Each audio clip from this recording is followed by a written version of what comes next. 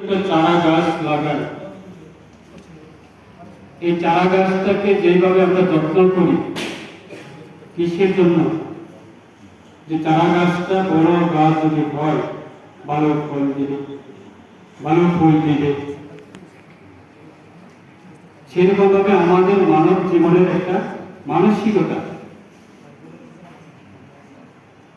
আমরা নিজ নিজ পরিবারের ছেলে মেয়েকে আমরা সবাই আদর করি, ভালোবাসি। নিজ নিজ পরিবারের শিশুরাকে আমরা সবাই ভালোবাসি এবং যত্ন করি।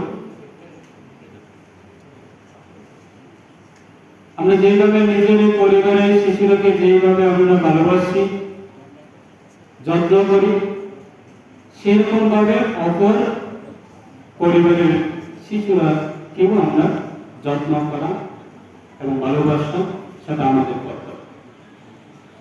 আমরা যখন শিশুবেলা ছিলাম, অঙ্গনওয়াড়ি সেন্টারে যখন যাই,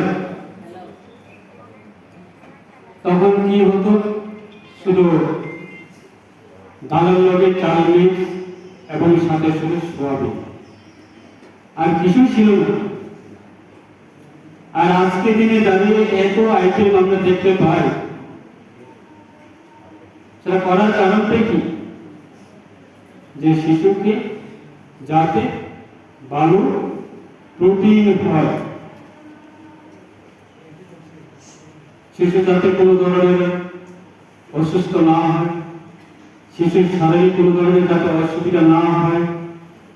আমরা যেরকম ভাবে আমরা যে কোনো চাষবাস করি, আমরা বিভিন্ন চাষবাস খেতে আমরা বিভিন্ন প্রোটিন জাতীয় ওষুধ দিই। কারণ হচ্ছে যে যাতে চাষটা যাতে ভালো হয়, ফলটা যাতে ভালো দিই। সেরকম ভাবে আমাদের শিশু থেকে একটা কথা আছে যে পরিবারে বলুন, যে সমাজে বলুন, বা যে এলাকাতে বলুন, যদি অভিভাবকরা বা শিক্ষকরা যদি ভালো মানসিকতা থাকে, ওই এলাকা থেকে শিশুরা ভালো মানসিকতা, বড় হওয়ার পর্যন্ত ভালো মানসিকতা তৈরি হয়।